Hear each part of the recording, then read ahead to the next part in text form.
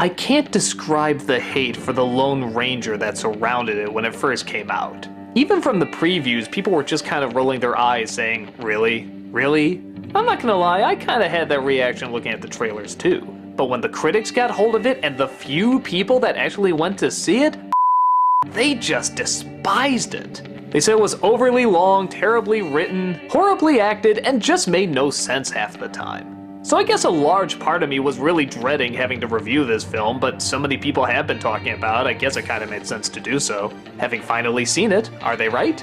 Well, yeah, but I don't know if I hate it as much as everybody else does. It is definitely a bad movie, and it is way too long. But a part of me does kind of say, if this came out 10 years ago, say before the Pirates of the Caribbean movies, I kind of wonder if it would have gotten a warmer reception. It might have been that really bizarre, distinct Western that's never really been done in this way before. But because it did come out after Pirates of the Caribbean, and is even done by the same people, everyone just sort of saw it as phoned-in pirates except in the Old West. And yeah, they're pretty much right. I guess a part of me does see a little bit of possibility with pirates in the Old West, though. Not much, but a little. The story opens with Johnny Depp as the famous Indian named Tonto. He has a job just standing around in a museum. I don't get it, but the makeup's neat. And he comes across a boy who's interested in the story of the Lone Ranger. Well, since he was there, he tells the boy to sit back for 2.5 hours and listen to his origin story. The Lone Ranger was originally a lawyer who had a very successful brother who was a lawman. One day, after chasing down an escaped convict, both of them are gunned down and even his brother's heart is eaten by the villain. Isn't that lovely? But Tonto is fascinated when the spiritual horse seems to pick our main character to be brought back to life. Tonto doesn't believe him as he knows he's an inexperienced action hero. But the horse has made his choice, so Tonto decides to take him up as his partner, bring him back to the world of the living, and follow him to get justice and/or revenge on the people who killed him and his brother. Along the way, they come across all sorts of strange characters, colorful baddies, and comedy ranging from the goofy to the downright grotesque. I get the feeling a lot of the worst parts were already kind of told to me, like the guy eating the heart or Johnny Depp being in the museum for no reason and some of the really stupid jokes. So I guess expecting that going in, I paid a little bit more attention to the stuff that I actually kind of enjoyed. I mean, okay, it's over the top and silly, but that's kind of what I expected with a Pirates of the Caribbean Western.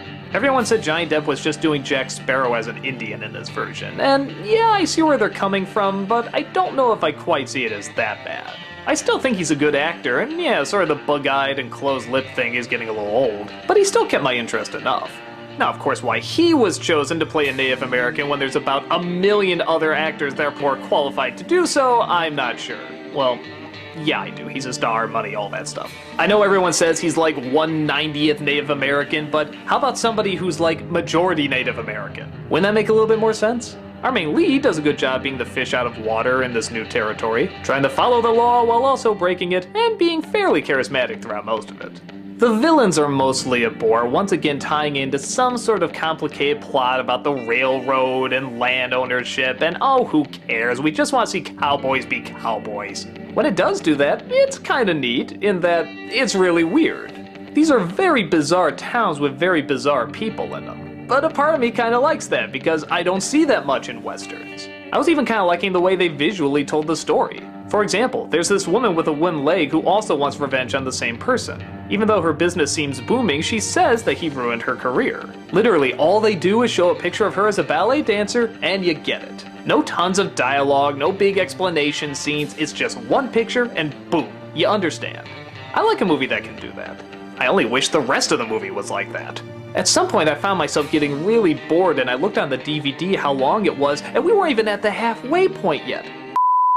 Why does Hollywood nowadays think that if something has to be really big and epic, it has to be super long? Not every movie needs to be Lord of the Rings. Not every movie has to be Lords of Arabia. The same thing happened with the Pirates movies. Stop trying to be these gigantic epics. Just be what you're supposed to be. Be the friggin' Lone Ranger. Cowboy, shooting, having fun. Let the epics be the epics and you be something that's enjoyably mindless.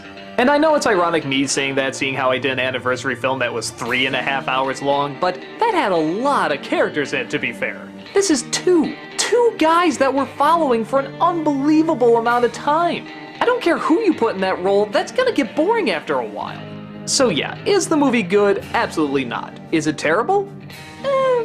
Probably, but a good chunk of that comes from the timing. If this was released before the Pirates of the Caribbean films, I think it would have had a little bit more of a chance, and it would have been seen as original and unique and strange and dark and just a movie unlike any other movie. Still having the problems I said before, with it being way too long and such, but I don't think it would have gotten quite the extreme hatred that it's getting today. I'm glad I saw parts of it. I mean, it was just so creatively bizarre. But what does any of it have to do with the original idea of the Lone Ranger and the cowboys and the Indians and just riding around and having fun? Not much. This feels like Disney knew it hit something big with the Pirates franchise, so they tried to have lightning strike twice. You could argue even the Pirates franchise, it didn't strike twice. The result is a little too much of what we've already seen before, and even then, not done that great. I guess even at its worst, this director's work is just so strange that I always find something of bizarre value to it. So I'm not quite as off as everybody else was at it, but yeah, it's still bad. Not the worst in my opinion, but sadly not worth checking out either.